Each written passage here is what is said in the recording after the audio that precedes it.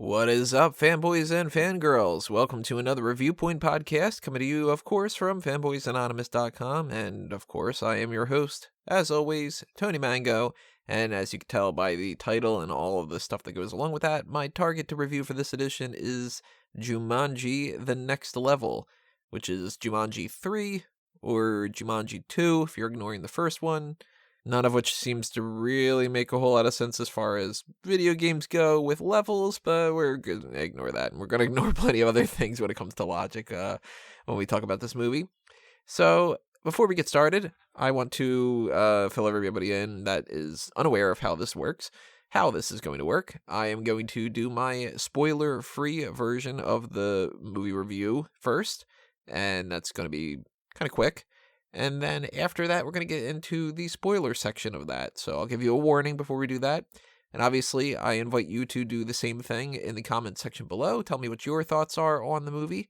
So if you are listening to the audio-only platforms, the Spotifys, the iTunes, Google Play, Stitcher, whatever different things that are out there, if you are there, you can't leave a comment. They don't have the function for that.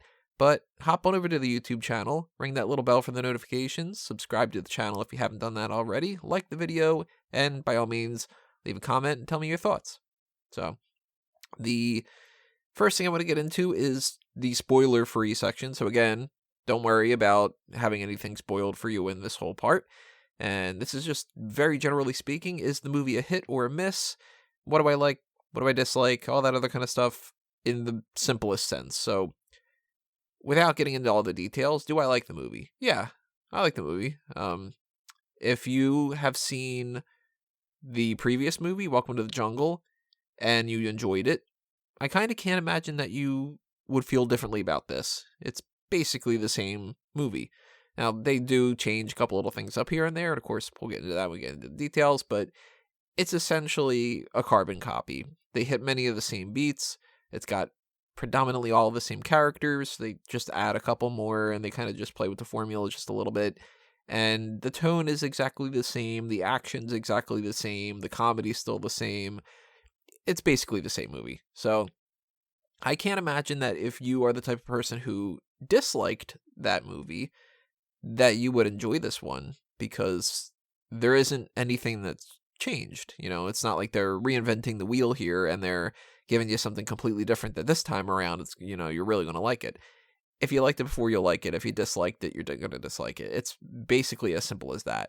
And saw it with a friend of mine, and we both had the exact same immediate reaction once the credits came up, which was, it wasn't that bad. It's exactly what I was kind of hoping that it would be. I got my value out of it. I got my laughs, that kind of thing. So I would recommend it in the sense that as long as you know what you're getting into, you're not going to be disappointed. Now, again, if you are going into this movie expecting it to be Oscar caliber, it's not going to be the case, because it isn't. I don't think it's going to get nominated for a single thing, not even special effects and all that, but again, we're getting to that more in the spoiler-free section, or spoiler section, I should say. And it's just sort of a generic hit. It's not going to be some type of movie that I recommend to every single person. It's not the type of thing that I think is going to take the box office by storm. Then again, the other one did too. It made like $960 million or something crazy like that. This, I don't think it's going to do as well. And I think that's because the novelty of seeing The Rock isn't quite the same as what it was before. He's had a couple movies that haven't done amazing, and we've seen this before, so it's not like it's going against the type or anything like that. So it'll do well. Maybe it'll underperform. I don't know. But it did its job as far as I'm concerned. So it gets a thumbs up for me. It's not the biggest thumb up in the world, but it's good enough.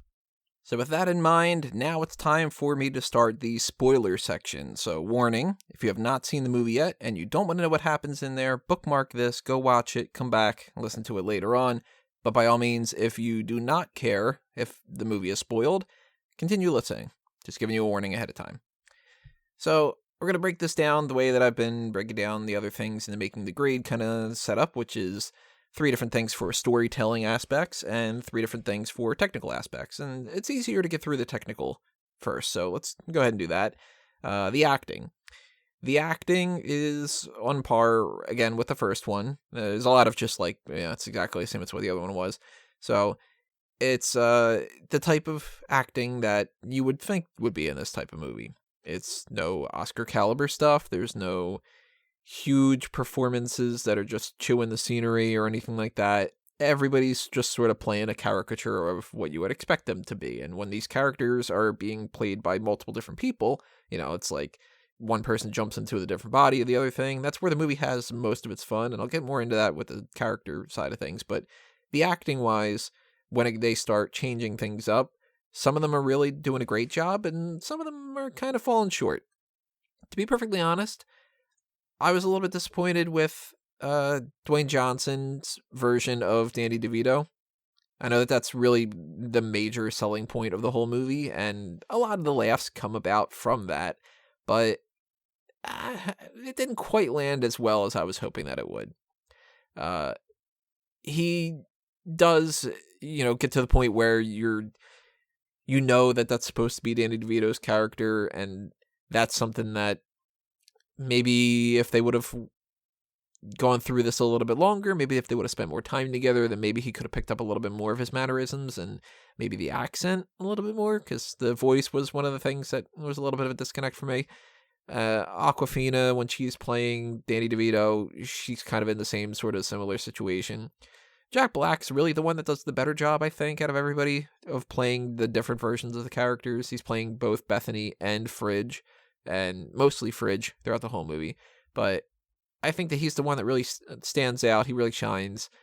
Kevin Hart, actually, though, I don't know. See, Kevin Hart is doing a really funny job in the movie, and his whole interpretation of how to be Danny Glover actually might have been my favorite one, now that I'm thinking about it. I might give him the nod over the Jack Black situation. Karen Gillan, unfortunately, doesn't get much of an opportunity to really do anything else. For some reason, they decided that they wanted her to just be Martha again, and I'm very curious why they went in that direction, because, she did that the last time, so if you're not really breaking new ground, then, kind of like, what are you doing? Why is she the only one that really doesn't get to play somebody else? That's pretty disappointing. I think that if I were Karen Gillan, I would have been like, hey, what the hell? Like, Dwayne gets to be Danny DeVito this time, and Jack Black gets to be Fridge, and Kevin Hart gets to be Danny Glover, and Awkwafina comes in and she gets to play different people, and I'm still just me. Like, I'm just still Martha, the same. That's very disappointing. So the acting, the kids are the kids. They don't really have the most amount of screen time in the first movie to begin with. The previous one, the one that came before this, not the first movie, like the Robin Williams one. Obviously, they weren't in that at all. But it's mostly about the in-game characters. The kids outside of it, they only have a few minutes, so can't really judge them one way or the other. Same thing for even like Colin Hanks. He's just sort of there for a minute. Or apparently Ashley Scott was supposed to be in this movie and her character got cut, or her character wasn't really there for me to notice. There's plenty of other people. There's like Daniel Ramirez, who you might recognize from Heroes. She's an NPC at one point, and I think that she did a funny little job there. There's Rhys Darby, who is Nigel. Again, he does the exact same job, but you know what? That's actually a positive thing, because his character is another NPC. He is repetitive. He's the type of character that's just putting out exposition. And in the first movie, he's just repeating the same lines and everything. And this time around, he should be doing the exact same thing. So he looks the same. He's saying it in the exact same tone. He knocked that out of the park. That was really good. Wasn't the biggest fan of Rory McCann as Jurgen the Brutal, but then again, it's kind of a nothing role. There's not much to sink your teeth into with that one, so it's a pass. And really, everybody else is just sort of there. I mean, there's guards and stuff, but none of them are really all that matter. So it's mostly the characters inside the game again, and when you don't give Karen Gillan somebody to really play around with, then she falls short. When you give Jack Black something to deal with, then he rises to the challenge. Kevin Hart, he does a great job. Dwayne Johnson, not as good as I was really hoping, and so on and so forth. So acting-wise, one of those things. Visuals, there's obviously parts in this movie that the CGI stands out, and you can tell that it looks pretty fake, and there's other parts in the movie that I'm sure there's so much CGI that I'm completely unaware of, whether it's like background elements or maybe the desert itself, maybe the whole thing is fake. I don't know. We've kind of gotten to the point now where it's hard to tell when certain things are CGI unless it just looks bad, or that, like, for instance, the Hulk is not a real thing, so it's obviously like a flying horse is not going to be a real practical thing. And when you look at that, you can kind of go, oh, that looks a little fake. That stands out. Whereas something like, for instance, just like the tower that they're walking towards, maybe that's all fake, and, that looked kind of real. And it's a video game, so there's a little bit of leeway as far as if you want to try to explain some of the fake stuff as just being like, well, it's bad graphics in the game. But that's really just, let's hand wave that and kind of make up an excuse.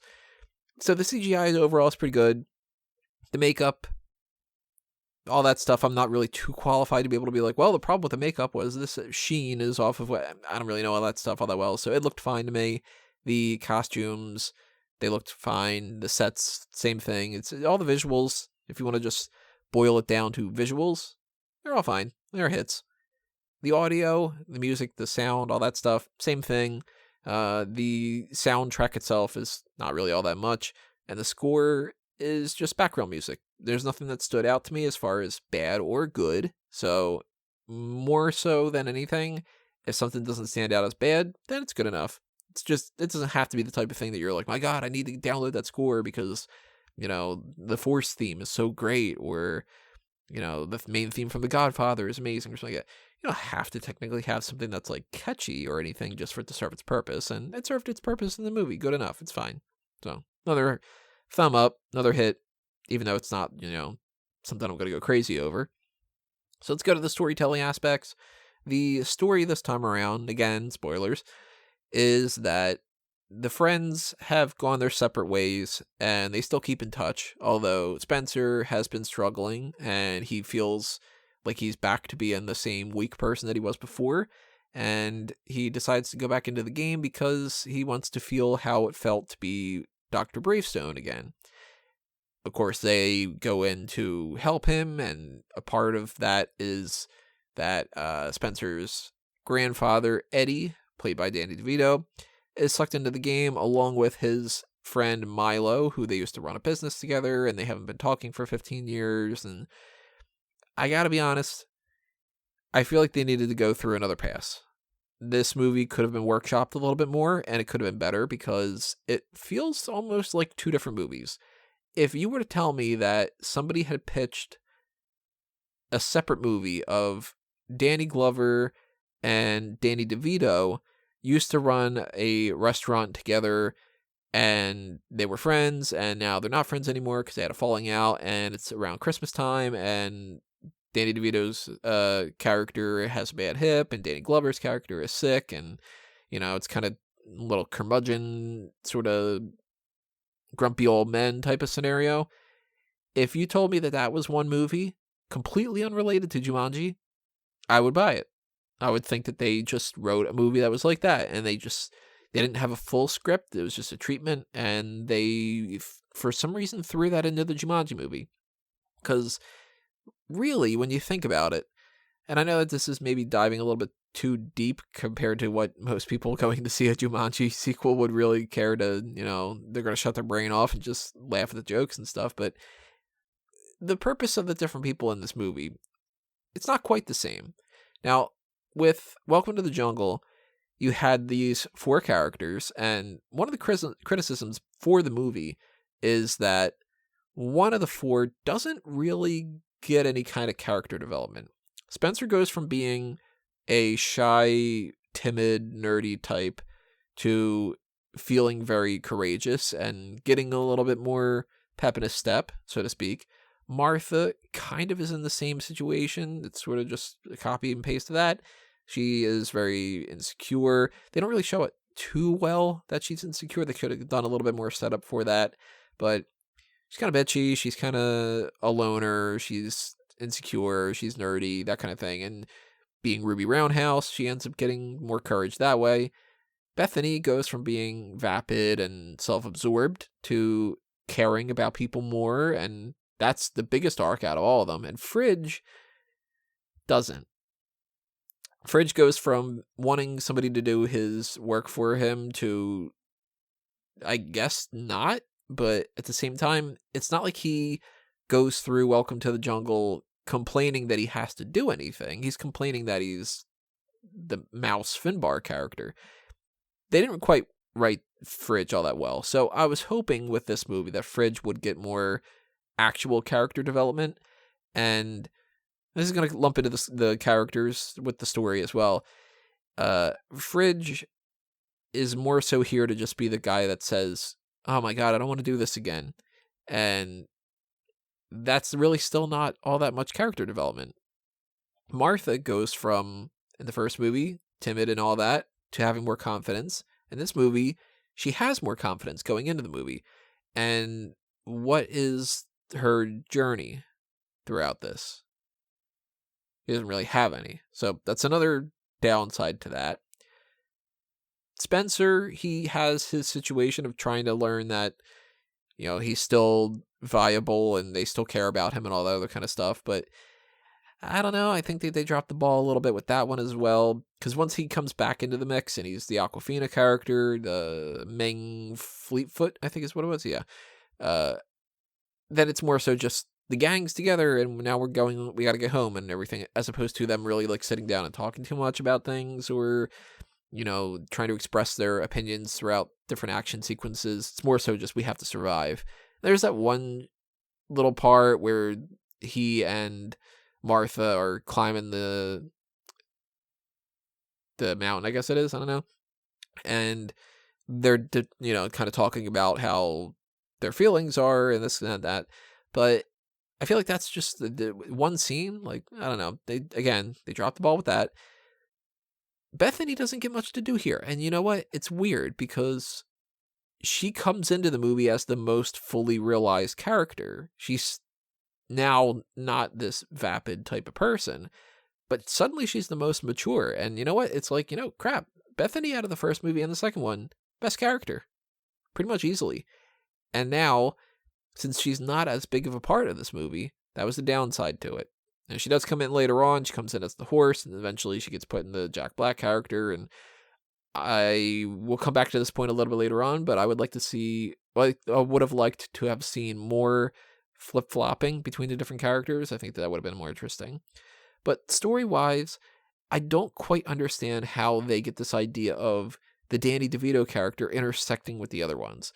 Because it's not as if the movie is Spencer getting worried that he's getting old and Danny DeVito representing that age is bad. And, he does say multiple times, getting old sucks. Don't let anybody tell you otherwise. But that's not Spencer's story. Spencer's story is, I'm just a loser and I need to learn to get more confidence back. So it's weird because it's like, well, Danny DeVito's character and Donald Glover's character, or Danny Glover's character, Donald Glover probably gets like so many times. Danny Glover's character is like they're in like a different movie almost. It's really kind of strange. I think that if they would have done a little bit more work on this movie, they could have figured out another way to intersect all that, and then it would have been overall better. So the story, I gotta honestly say it's a miss. And some of the things that come into this movie too, just as far as like the world building, doesn't make a whole lot of sense. And again, I joked with the whole idea of like, well, it's the next level. It's, the first movie, but it's the second one. It's a follow-up for this, whatever. Levels are not like that. Games have different levels, but the levels are the challenges, and then the game ends. And when the game ends, it's not that it's the next level, it's the next game. Now, they're calling it that because it's just another title. And the title's not a bad title, but at the same kind of perspective, how does the game change all that much? The game's broken, and that can lead to some of the little glitches here and there, but, we're on level 2. Now there's suddenly, you can start the game all over again with brand new characters and brand new villains and all the kind of things that go along with that. Again, doesn't make a whole lot of sense. And I know that there's people out there that go, it's just a stupid movie. Why do you care about this? Oh my God, just enjoy it, whatever. But plenty of other movies have ridiculous concepts and they actually do the work. This movie just wants to go, just fucking do it. Just shut up with the logic. Stop applying logic to my movie. I want to have this joke because I want to have that joke. And what do you mean that it makes no sense for somebody to be able to pick a character that's a horse? Wouldn't it be funny if the person was a horse? Then shut up and laugh at the horse. That's kind of how this movie treats it. And I don't really like that all that much. Because of the characters too. I mean, we got the same ones we got before, and I would have liked to have seen a little bit more flip-flopping, as I said. I liked the parts of Fridge being in the Jack Black character, Shelley Oberon, and we only had about, 20 seconds or whatever it was of Fridge being in Ruby Roundhouse. I would have liked to have seen more of that, split the difference a little bit. Maybe Bethany pops into the movie, and instead of her being the horse and then the Jack Black character, maybe she becomes Mouse for a little bit. Or maybe she becomes the Awkwafina character. I don't know. Like, the Awkwafina character, didn't like that one all that much. Kind of seemed like it didn't serve much of a purpose other than to just have some more representation in the movie. And I'm not opposed to representation in movies. I think that if you can incorporate different people from all over the planet in different ways, then that's great. But I do feel like a lot of movies shoehorn that kind of concept in there nowadays, especially. And ultimately, I kind of feel like they started this with the idea of, well, we like Awkwafina, let's put Awkwafina in the movie. Well, what should she do? I don't know, we'll figure it out. And that's kind of more so where they went about this, as opposed to them going, okay, we have a script, and we know where we're going to go here. So what type of character can Spencer be filling into? Okay, well, he could do this, he could do that, he could do that. I know, we could make it this type of person and that type of character, and we could get this type of actor or actress for it. I kind of feel like they did the opposite, that they started with Awkwafina and worked their way backwards, instead of leading to the point where they were like, and Awkwafina would be a good person to play that. The horse is it's just a horse. It's stupid. That was a waste, I think. I really liked the whole Mouse Finbar and Milo combination of things, and once Milo just became the horse, Milo fell off the face of the earth. So that was disappointing. Alex is just Alex again. I think that they kind of missed an opportunity to do something different there, to maybe he could have gotten into the horse. I don't know. I don't think that the horse is really a great idea to begin with. I probably would have replaced that with something else, but then again, I probably would have worked a little bit more on the movie. And as far as like the tone and the atmosphere and all that stuff, the comedy's funny. I laughed quite a bit at the movie. I didn't like uproariously laugh and have my stomach ache and my tears flowing down my face or anything like that, but I laughed quite a bit, so hey, it's good. The action is some good action. Not the best in the world, but good enough. Basically like the other movie. There isn't really any romance. It's not really supposed to be, so you can't really judge it on that. But I don't know how to really wrap that up. I mean, that's kind of the best way to say it, I guess, is it's a little bit disappointing because they could have gone in a lot of other directions that I think they could have had a little bit more fun with. If they would have played around more with flip-flop in the characters, I think it would have ultimately made a better movie. I do think that the villain plot and a lot of the things that go along with building this movie are just sort of flawed. So it works well enough for what it's supposed to be doing.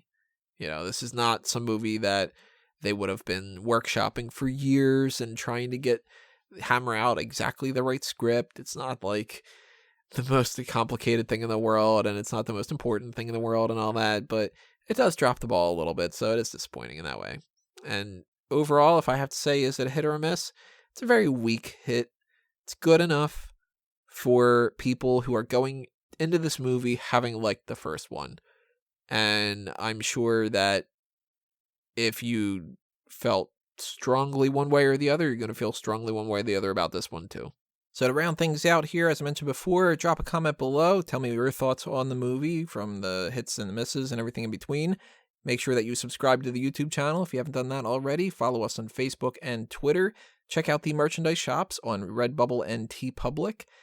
And hit up the Patreon if you want to see more things for Fanboys Anonymous, whether it's the YouTube channel side of things or it's on the website itself. So obviously check out fanboysanonymous.com.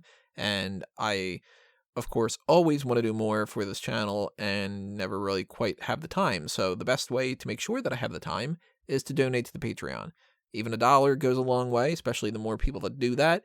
But there is the Pick Your Poison tier where you can request an actual special feature or some kind of gimmick of sorts, and I will, get around to doing that because that's kind of the whole point. And if you just kind of stay tuned for whatever else is coming up next, then it's coming up next. That's the way that it works. And I'm pretty sure at the very least that you're going to be hearing from me as far as Star Wars: The Rise of Skywalker, and I anticipate quite a bit of ranting on that one, based off of the way that The Force Awakens and Solo and Rogue One and The Last Jedi in particular made me feel, and who knows what else is happening. But if you just keep checking fanboysanonymous.com, it's all going to be happening there. So thank you for all of your support in whatever way it is, and I will see you next time, everybody. But for now, it's time for me to geek out.